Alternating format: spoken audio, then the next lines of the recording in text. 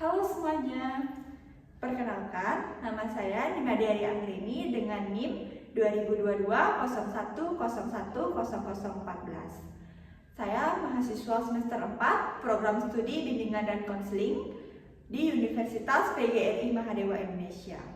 Nah, pada video kali ini saya akan mempraktekkan teknik konseling individu pada mata kuliah mikrokonseling. Nah, sebelum mempraktekkan video teknik konseling individu, saya akan menjelaskan deskripsi masalahnya terlebih dahulu. Nah, klien kali ini bernama Dinda. Dinda adalah seorang remaja yang sedang duduk di kelas 9 di SMP Negeri 1 Marge yang sedang menghadapi ujian, mengalami kesulitan dalam memahami materi pelajaran dan merasakan tekanan saat menghadapi ujian. Situasi ini membuat Dinda merasa cemas dan pesimis terhadap kemampuannya sendiri. Ia sering merasa tidak tenang dan tertekan baik di sekolah maupun di rumah. Oleh karena itu, ia mendatangi salah satu konselor yang ada di sekolahnya, yaitu dengan saya sendiri. Nah, sekian deskripsi masalah yang dapat saya sampaikan.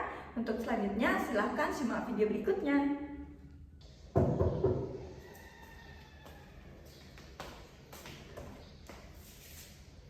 Selamat pagi Bu, perkenalkan saya Dinda. Ya, silakan masuk Dinda.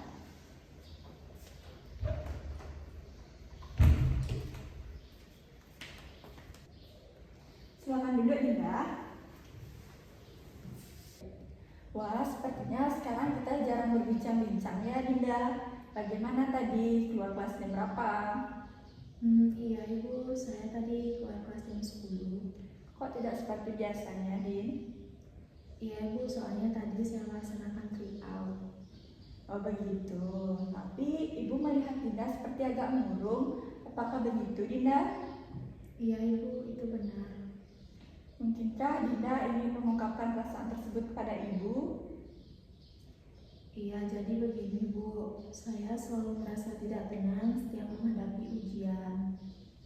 Kalau begitu, Ibu ingin tahu apakah Dinda, apa yang membuat Dinda merasa tidak tenang? Jadi begini Ibu, saya mengalami kesulitan ketika mengerjakan soal-soal ujian karena banyak materi yang saya kurang pahami. Di samping itu, saya juga tertekan karena melihat nilai ujian yang sudah keluar. Jadi Dinda ini cemas karena belum bisa mendalami materi ujian sehingga berdampak pada kekhawatiran nilai, begitu? Iya Ibu. Oke, baik. Ibu mengerti apa yang Dinda rasakan mengenai materi ujian. Apakah hanya materi kelas 9 yang kurang paham atau kelas 7, 8 juga? Kelas 7 dan 8 juga Ibu. Bagaimana dengan kegiatan Dinda selama ini baik di rumah? Apakah ada yang menghambat? Ketika di sekolah, saya merasa paling bodoh Ibu di antara teman-teman. Saat ada soal dari guru, teman-teman saya selalu aktif menjawab, sedangkan saya tidak mengerti apa-apa. Sehingga saya jadi malas untuk mendengarkan lagi penjelasan dari guru. Ketika di rumah, Ya, teruskan Dinda. ketika di rumah, saya berusaha belajar memahami materi Ibu, tapi tetap saja tidak paham-paham. Dan akhirnya gadgetlah yang mengisi waktu senggang saya. Nah, lalu bagaimana dengan orang tua Dinda? Apakah mereka mengetahui tentang hal ini?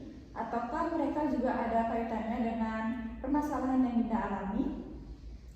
Orang tua tidak tahu Bu mengenai hal ini. Sebenarnya saat kelas 8 kemarin saya sering tidak masuk sekolah pada hari tertentu dan alasan yang saya berikan pada orang tua saya adalah sakit. Namun alasan yang sebenarnya adalah saya takut menghadapi salah satu mata pelajaran pada hari itu. Di samping itu karena gurunya galak, saya juga tidak paham apa-apa Ibu. Ya, Ibu suka dengan keterbukaan Dinda. Namun, adakah kemungkinan bagi Dinda untuk memikirkan cara-cara terbaik untuk meningkatkan minat belajar? Sebenarnya saya ingin belajar kelompok bersama teman-teman seperti mengerjakan soal kemudian membahas bersama. Namun saya mendengar Bu, ya kalau tidak saya juga ingin agar orang tua mengizinkan saya untuk privat, namun sejauh ini saya belum berani bilang, Ibu. Nah, dari apa yang Dinda katakan, Ibu mulai melihat bahwa dalam diri Dinda sebenarnya ada kemauan yang tinggi untuk belajar, namun dihambat oleh rasa pesimis. Apakah begitu? Ya, benar Ibu. Setelah lulus ini, saya juga ingin masuk SMA pilihan saya. Jadi, saya berharap bisa lulus dengan nilai yang tidak mengecewakan Ibu. Baik, Ibu menghargai kegigihannya Dinda untuk berusaha, dan menurut Ibu, alternatif yang paling kamu pilih ini tampaknya cukup realistis. Kalau Dinda tidak keberatan, Ibu bisa membimbing Dinda untuk sementara waktu. Bagaimana? Apakah saya tidak mengganggu jam kerja Ibu? Saya juga merasa malu di hadapan Ibu jika nantinya saya tidak tahu apa-apa, Ibu. Alangkah baiknya Dinda rileks saja. Untuk masalah waktu, Ibu pasti bisa meluangkan waktu untuk siswa. Dinda jangan berpikir negatif dulu mengenai kemampuan yang Dinda miliki. Perbanyak berdoa agar hati dan pikiran Dinda lebih tenang. Baiklah Ibu, lalu bagaimana ketika di sekolah agar setidaknya saya mampu sedikit demi sedikit menyerap materi pembelajaran dari guru? Jangan sungkan Din untuk bertanya pada guru jika belum paham. Tentunya seorang guru akan mengerti dan tak ragu untuk mengulangi penjelasannya. Lagi karena mereka juga berharap agar ilmu yang disampaikan bisa bermanfaat untuk semua muridnya. Ya Ibu.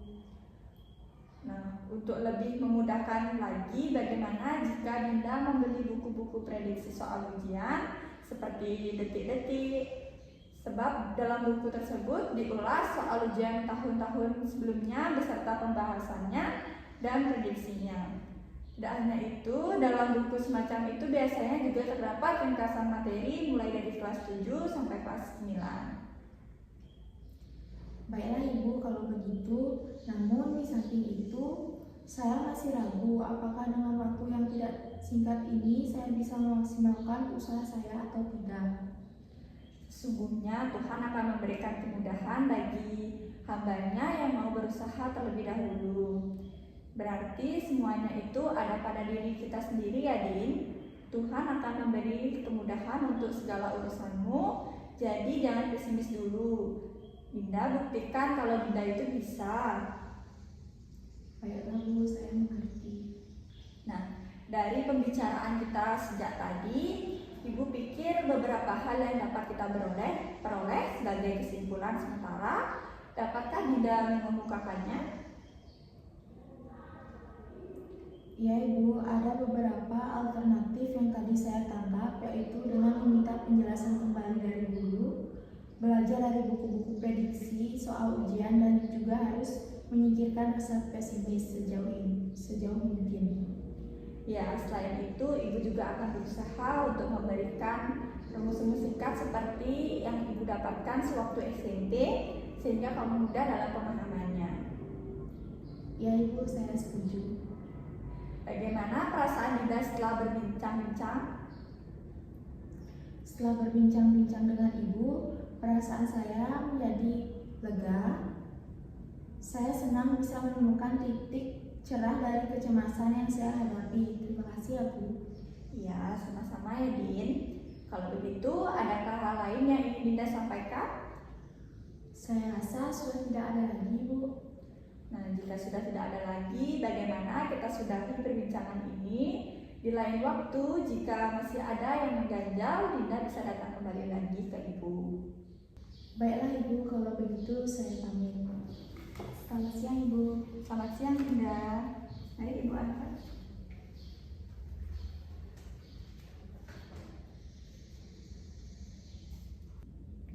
Nah, sekian teknik konseling individu yang dapat saya praktekkan. Jika ada kesalahan yang tidak disengaja maupun disengaja, saya mohon maaf. Dan akhir kata saya ucapkan terima kasih. Bye.